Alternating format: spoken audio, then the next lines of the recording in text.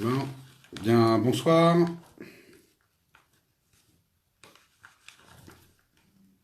Salut.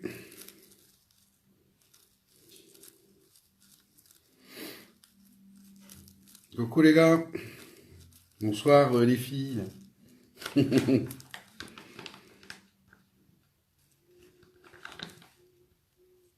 Bon alors, on va faire une petite synthèse. Salut. Salut François. Salut GG. Salut Fred. On va faire une petite synthèse qui va pas durer pendant 3 heures. Le but du jeu, c'est de bien faire comprendre que on a la possibilité, en fait, avec le travail de débroussaillage que j'ai effectué dans les premières vidéos, que on arrive à trouver une cohésion et une synergie dans la façon d'appréhender l'espace dans l'aquarium, la microbiologie dans l'aquarium, et l'influence que tout ça peut avoir à partir du moment où on regarde un principe, et de constater que chaque principe va avoir des conséquences dans chaque classe de produits qu'on va utiliser, de matériel qu'on va utiliser, de substrat qu'on va utiliser. Et pour clôturer la fin de ce premier chapitre, on a abordé la façon de concevoir son décor, qui va influencer l'hydrologie, qui va influencer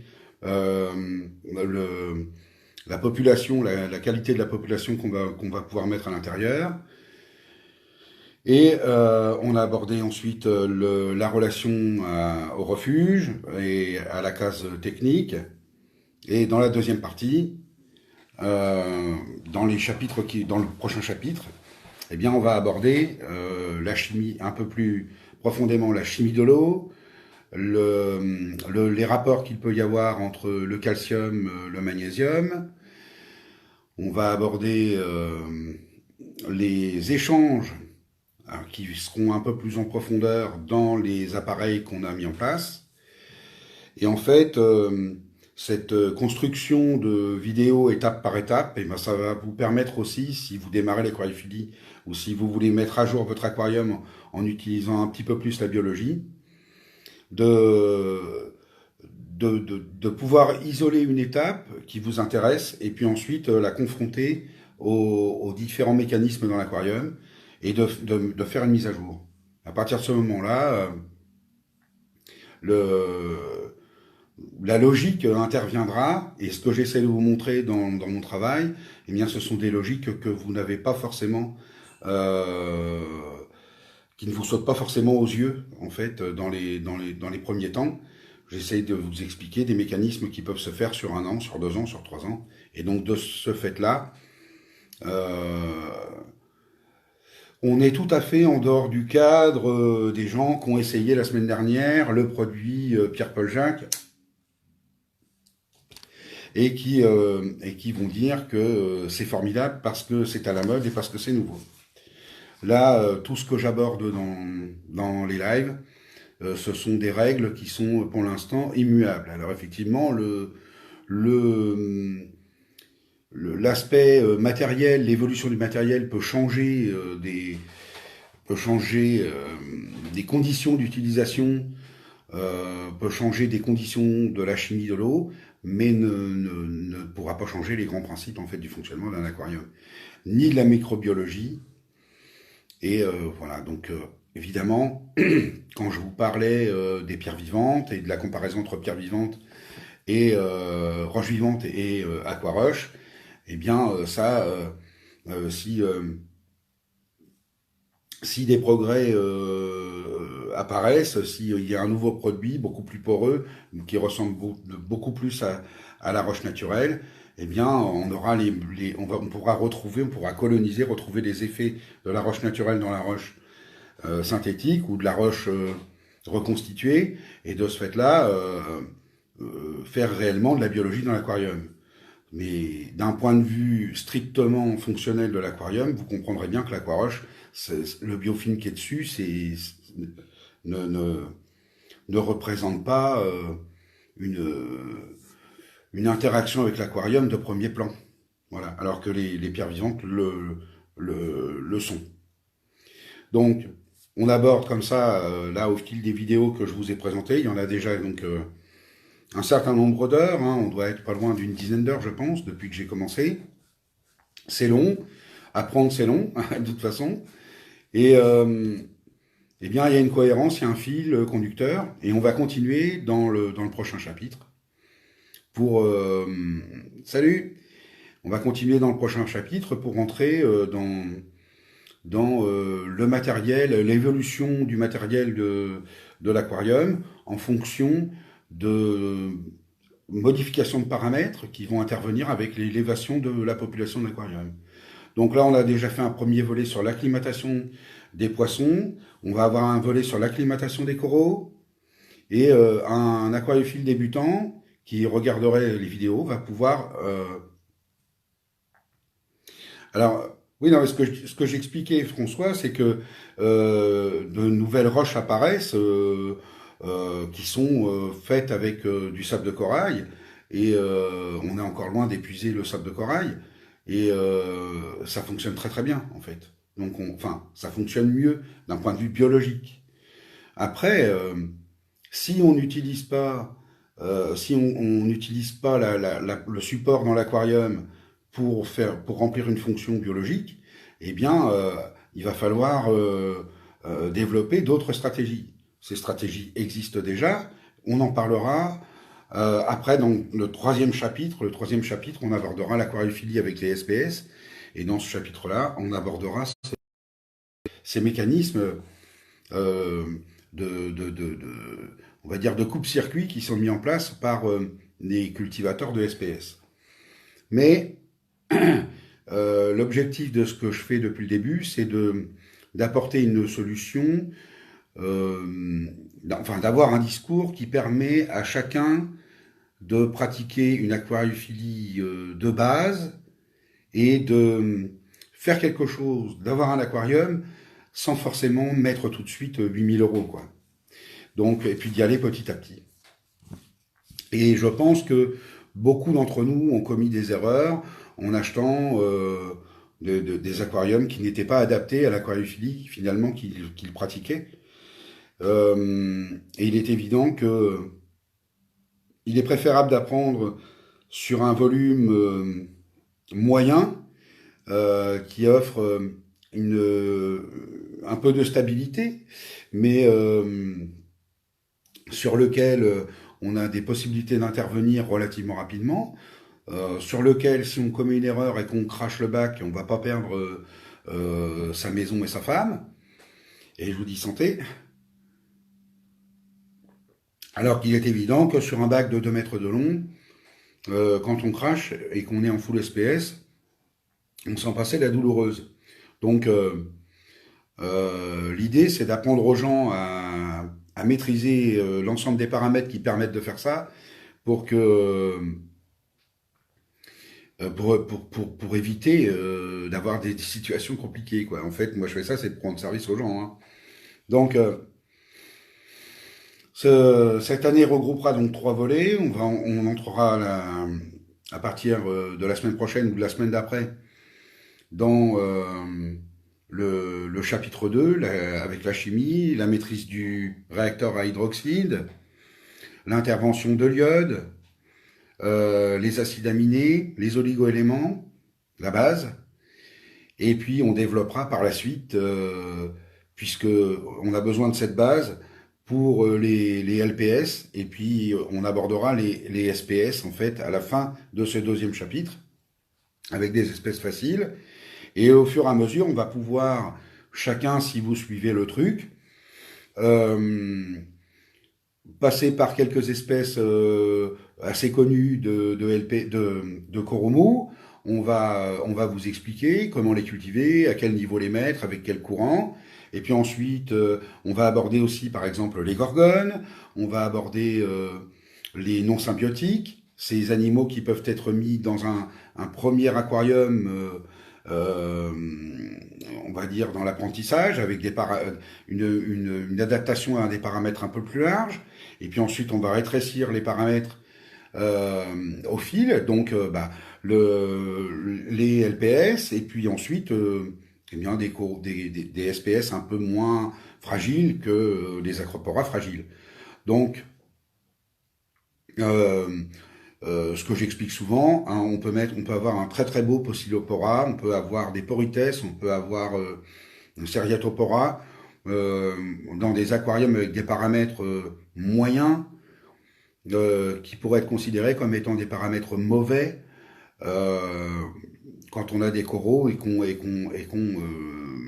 essaye de gérer la coloration et qu'on est entré dans des phases un petit peu plus fines. On va avoir un chapitre sur l'éclairage.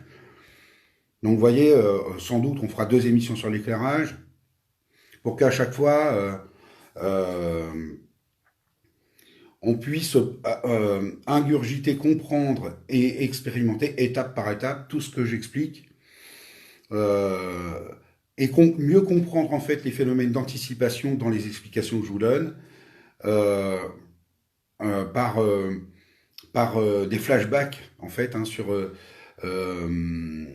quand j'aborde un sujet, je reviens un petit peu sur le sujet d'avant, et je vais un petit peu sur le sujet d'après, et puis après ça vous permet de retisser en fait la toile qui va dans un sens, c'est-à-dire créer une cohésion, une synergie de l'aquarium en fonction de la population et de votre maîtrise technique. Voilà, c'est deux, on pourrait même dire, et du matériel. Ces 3 paramètres-là sont les plus fondamentaux.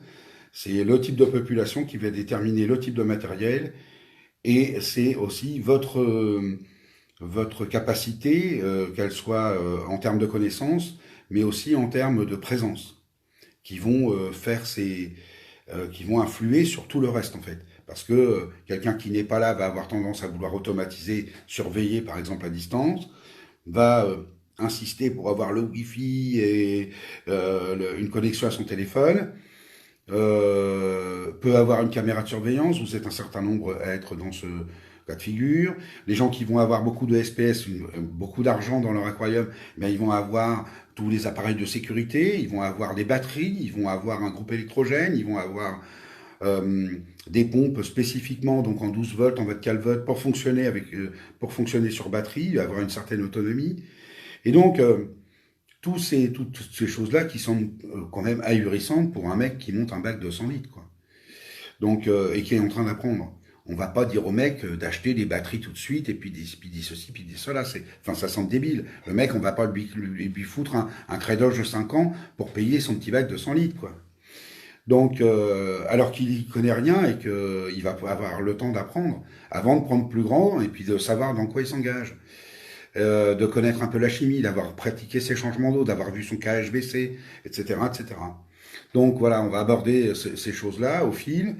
Je vous invite, vous pouvez participer si, par exemple, on pouvait faire une session même de 2 ou 3 personnes parmi vous qui interviennent pour nous raconter les tests.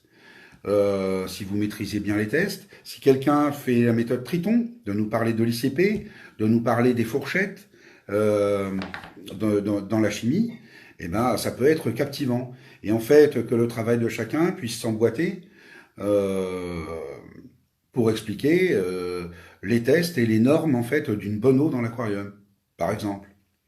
Donc avec une petite vidéo à l'appui, ou si vous redoutez qu'on voit votre visage, ce que je peux comprendre, bah vous mettez votre téléphone à filmer votre aquarium et puis vous nous parlez en arrière-plan, aucun problème. La petite démonstration qui peut servir, qui peut aider un débutant sur les mélanges, les éprouvettes, comment faire son niveau. Voilà, il y a plein de trucs qui peuvent être intéressants à faire et qui sont un peu plus évidents en fait que moi le jonglage que je fais entre différentes techniques, différents temps et où il faut peut-être avoir un peu l'habitude. Mais donc voilà, ça peut être très intéressant. Normalement, donc on va avoir Christian Coursier qui va nous faire un live sur le réacteur à hydroxyde. Christian Coursier, il a une très bonne maîtrise de cet appareil. Et ça sera donc forcément très intéressant parce que lui, il arrive à faire tourner à peu près n'importe quel type d'aquarium sur cet appareil, sans se servir d'un rack, sans, sans utiliser la baling. Donc, c'est aussi une fenêtre en fait pour vous de maintenir votre aquarium, bien que vous ayez abordé aborder toutes les étapes, compris toutes les étapes qu'on développe, de faire le choix, par exemple, de rester au changement d'eau. Ou de passer à un bac où le nombre de SPS et de LPS a augmenté, où vous avez des grosses variations de KH, et où l'utilisation intelligente et expérimentée en fait de quelqu'un va pouvoir vous aider à faire les bons réglages. Donc, on a plusieurs façons de faire de l'aquariophilie et ce qui souvent moi me choque, c'est le diktat en fait d'une façon de faire euh, qu'on voudrait que l'on pratique par exemple en faisant des SPS et puis en disant à tout le monde mais c'est comme ça qu'il faut faire et si tu fais pas comme ça c'est que tu sais pas écoute les caïds alors qu'en réalité il y a plusieurs façons de faire et que leur façon si vous faites des mous et ça va être débile d'avoir une installation pour des SPS. Ça va vous coûter beaucoup plus cher et ça peut. Bien sûr, vous allez me dire, bah oui, c'est évident. Pourquoi tu nous dis ça? Mais pour les gens qui nous écoutent, pour les gens qui regardent et qui apprennent, eh bien, c'est très important. Au début, on ne sait pas trop quelle différence il y a et on ne sait pas les mesurer non plus. Quand on a dans un aquarium un sarcophyton, et puis voilà, tiens, par exemple, on lui met un bénitier à côté. Bon, là, les paramètres, ça va plus être la même chose. Hein. Donc, si le mec il met un stylophora, et puis que le stylophora se met à bien pousser, et ça peut être terrible en fait. Et il peut se retrouver avec un chou-fleur dans son bac en 2 ans, puis évidemment là le KH il prend une tarte. Donc ça donne aussi la possibilité aux gens en fait aussi euh, de faire évoluer leur bac avec en prenant leur temps. S'ils ont envie, ils peuvent faire ça sur des années et pas être obligés de foncer dans des choses où ils n'ont pas encore complètement la maîtrise. Voilà, donc c'est juste une, une façon en fait d'essayer de vous transmettre ce que je sais, c'est une fenêtre pour vous si vous avez des choses à transmettre, parce que moi je revendique pas alors ni tout savoir, ni vous avez la place ici si vous voulez d'intervenir et de faire des lives aussi. Donc si vous racontez pas de conneries, il n'y a pas de raison que ça se passe mal. Hein. Voilà, donc dans ce premier volet, on a abordé un petit peu la nourriture, on a abordé un petit peu l'acclimatation, les traitements de base, on a abordé ce qui permet déjà à quelqu'un de monter un aquarium, de faire son décor et d'avoir regardé dans le catalogue quel type d'animaux il peut mettre en débutant. On lui dit tu vas commencer par des coraux mous, des poissons faciles. Il va regarder dans les catalogues, il va pouvoir poser des questions en ayant vu une photo, s'il peut faire ça, s'il peut faire ça. Le groupe est là pour ça. Et puis, petit à petit, on va complexifier la chose. Et, quand je vois les populations en général dans vos aquariums, je suis vachement surpris parce que on est loin de la diversité du marché. On est loin de. On a des poissons stars qui nous mettent dans des carcans, alors qu'en réalité, il y a plein d'autres sortes de poissons. On peut faire des bacs. On mesure. On prend des mesures en centimètres. Hein, on vous dit tant de litres d'eau par centimètre de poisson. C'est vraiment une connerie fondamentale. Et il faut appréhender. Là, vous avez par exemple l'aquarium On a diffusé la vidéo d'Andrea, on aperçoit un petit peu sa population. Andrea, il a un bac qui débute en, avec des LPS particulièrement, et il a très très bien choisi sa population de poissons parce qu'il a respecté des couches et des façons de vivre en fait qui se complètent et qui ne se chevauchent pas.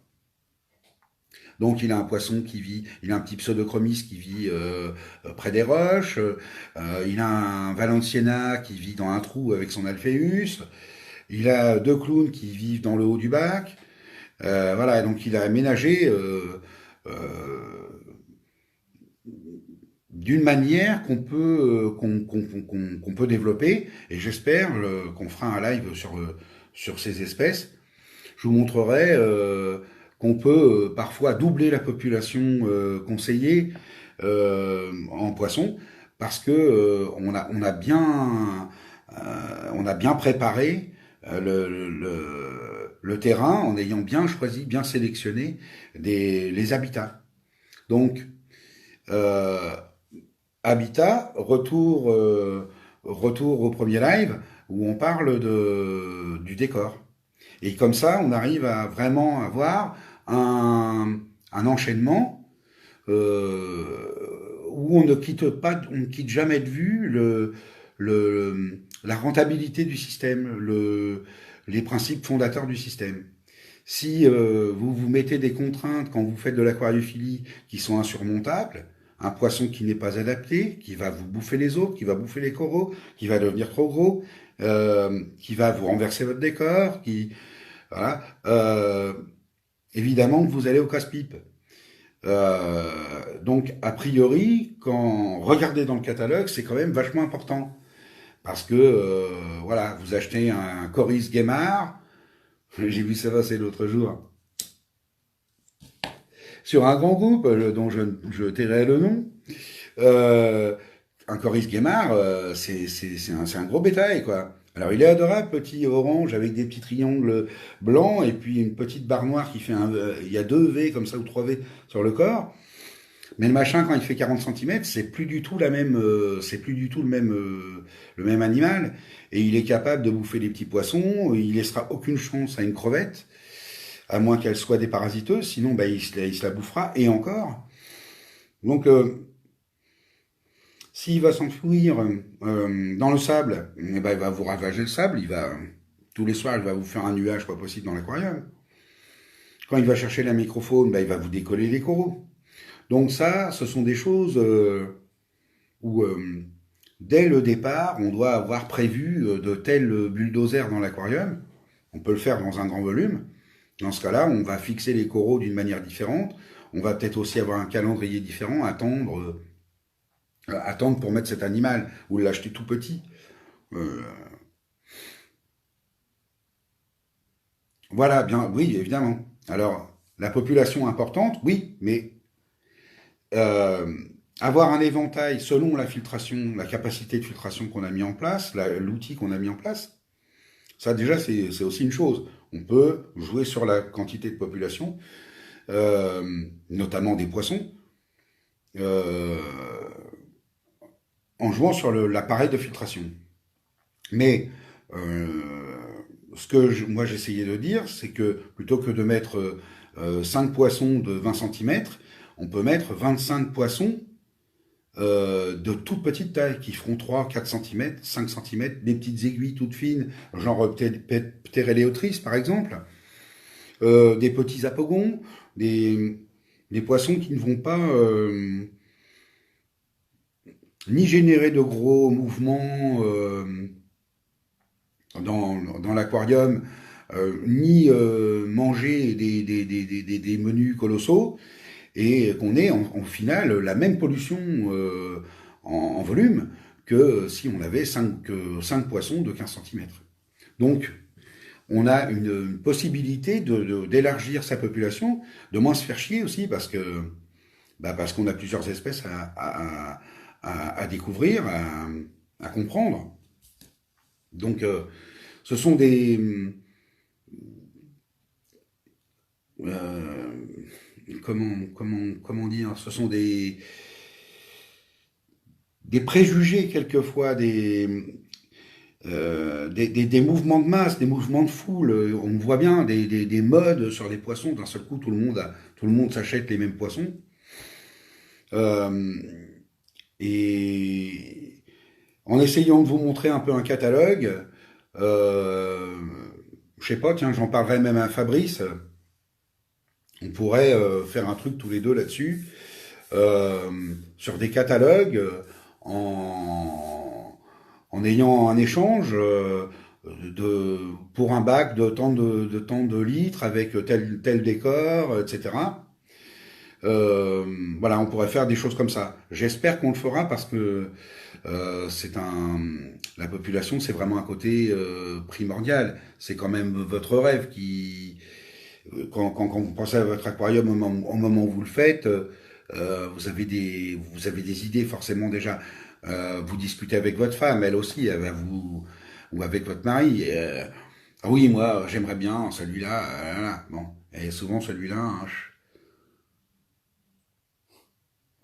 celui qui n'a pas appris l'aquariophilie va pouvoir dire un celui-là qui est quand même bien dérangeant.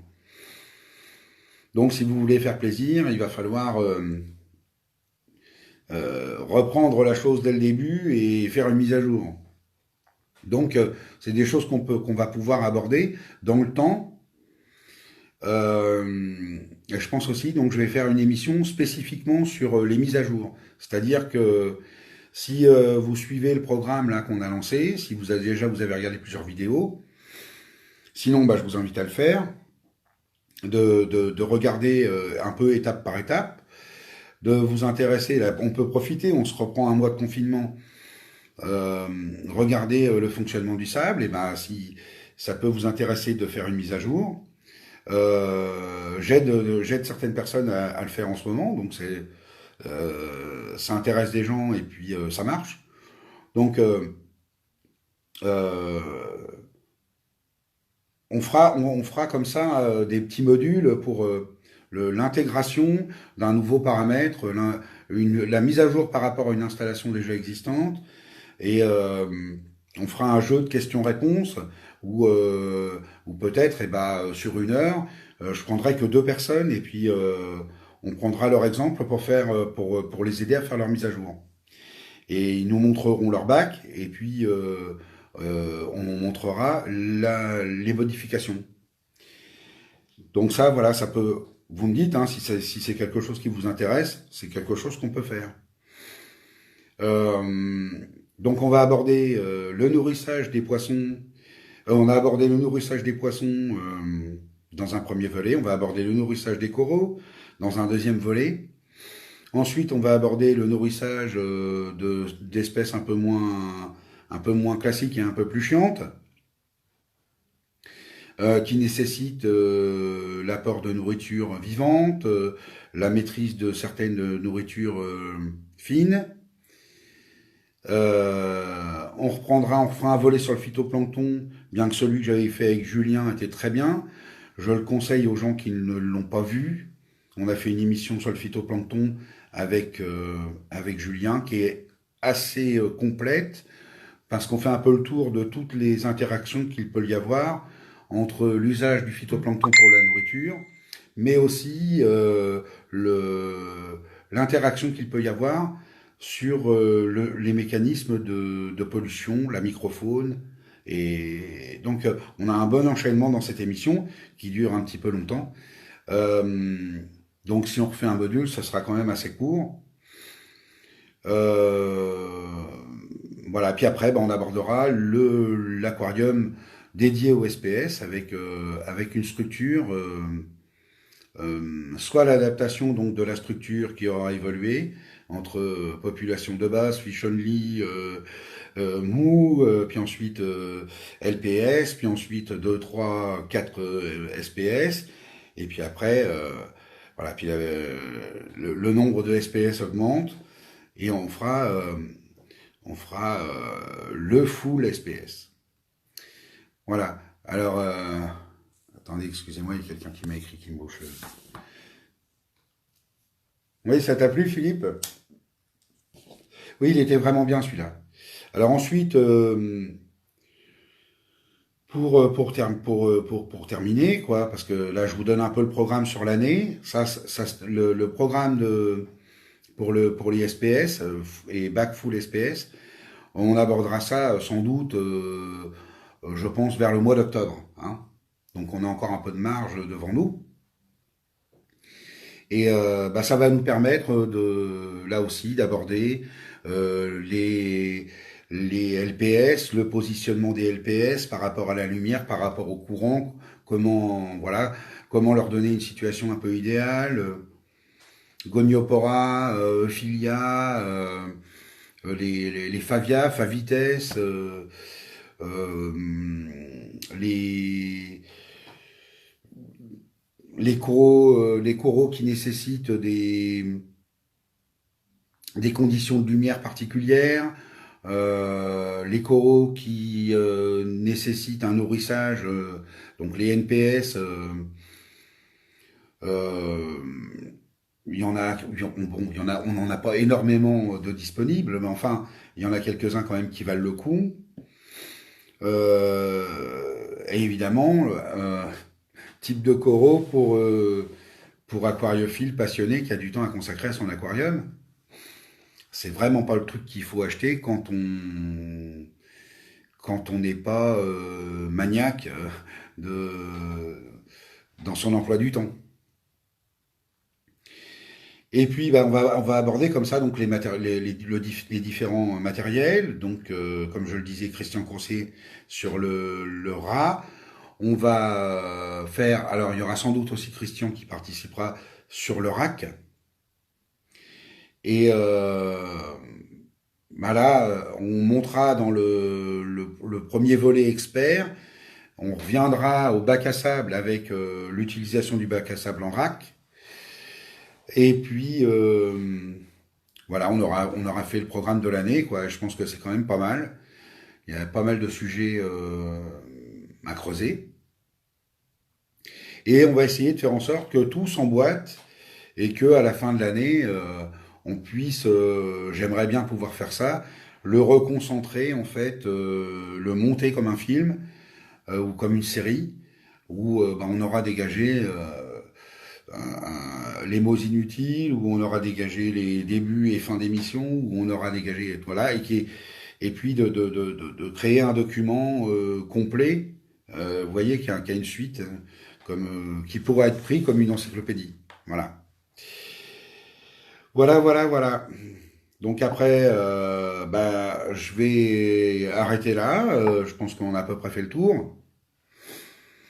Et puis, bah, si vous voulez poser quelques questions, bah, ce soir, je vais consacrer un peu plus de temps sur ce sujet, c'est-à-dire de la cohésion, de la cohérence des différents principes qu'on a mis en place dans son aquarium.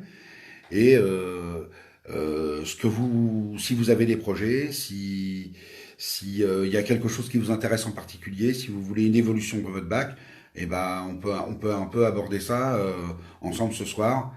Et bah, moi je vous dirai, je vous essaierai de vous aider en fonction de ce que je sais.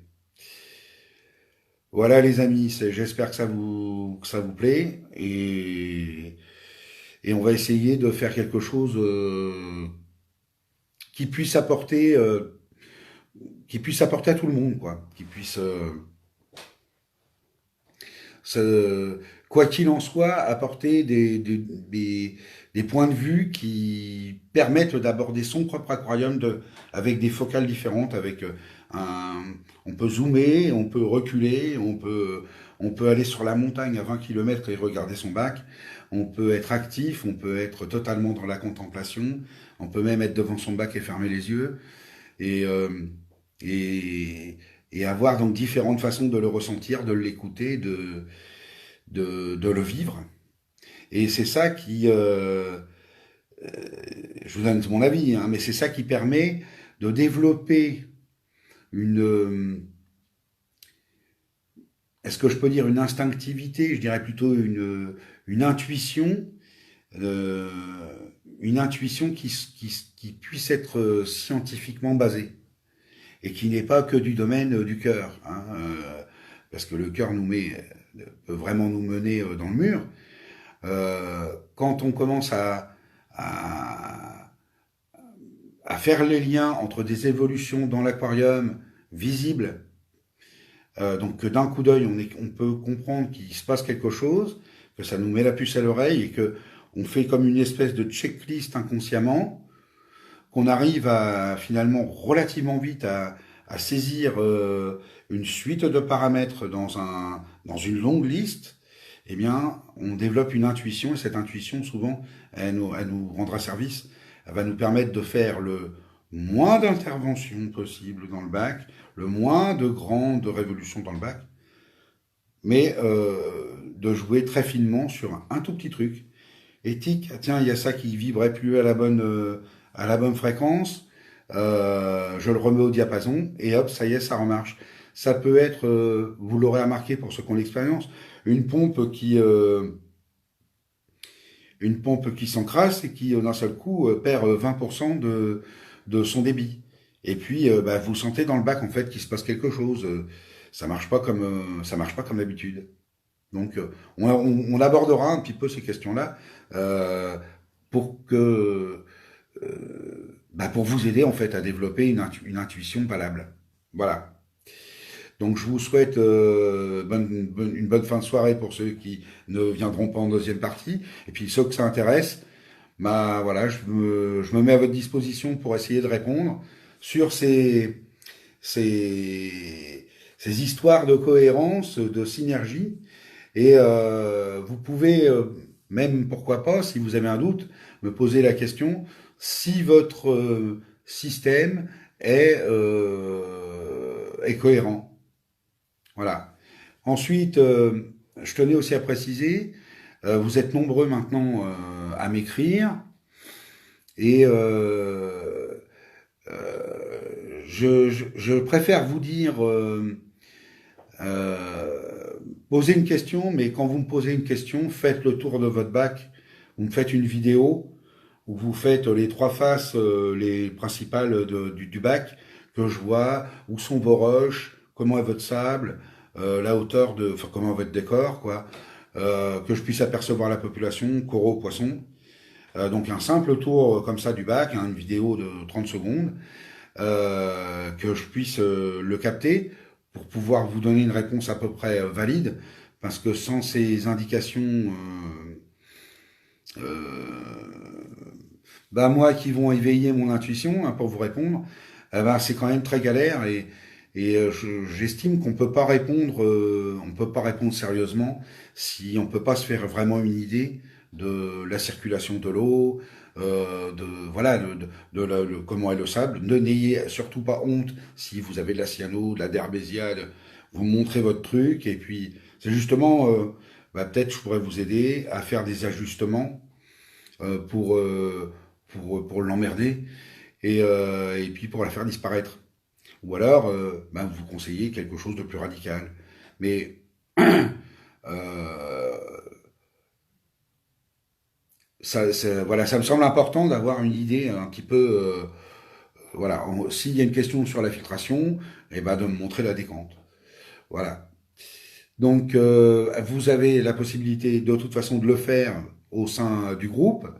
J'aime autant, à moins que vous ayez un truc qui vous semble un peu honteux, et donc là je comprendrais que vous me parliez en MP. Si toutefois vous ne, votre bac a un aspect tout à fait convenable et tout ça, et ben vous pouvez poser vos questions sur le mur, puis vous le posez avec votre vidéo. Et comme ça, en plus, ça permettra à la communauté d'y participer. Et puis nous, ben, on donnera notre avis. En tout cas, l'équipe. Hein. Voilà. Donc en matière de nourrissage, de coraux, pour pas mal d'expériences, Julien est euh, tout à fait carré pour y répondre. Euh, euh, Et puis, puis voilà, quoi, les autres de nos modérateurs qui sont là ont une certaine connaissance du fonctionnement et de la biologie de l'eau. Mais si vous voulez répondre à des questions de synergie, euh, bon, pour l'instant, en tout cas, je vous conseille plutôt de vous adresser à Julien et à moi pour être certain en fait d'entrer dans le cadre. Et si toutefois on a des gens qui ont tenté des expériences en fait, hein, qui ont fait plusieurs types d'aquariophilie et donc qui sont un peu à même de répondre à vos questions, on aura à l'avenir, par la présentation sur le mur, la possibilité pour eux aussi d'appréhender un grand nombre de cas et de pouvoir vous répondre plus précisément. Voilà, donc je vous dis à tout de suite. Quelles sont les bonnes énergies essentielles à la bonne santé de son aquarium? Peut-être pas le traiter de salopard tous les soirs en rentrant. Voilà, à tout de suite les gars.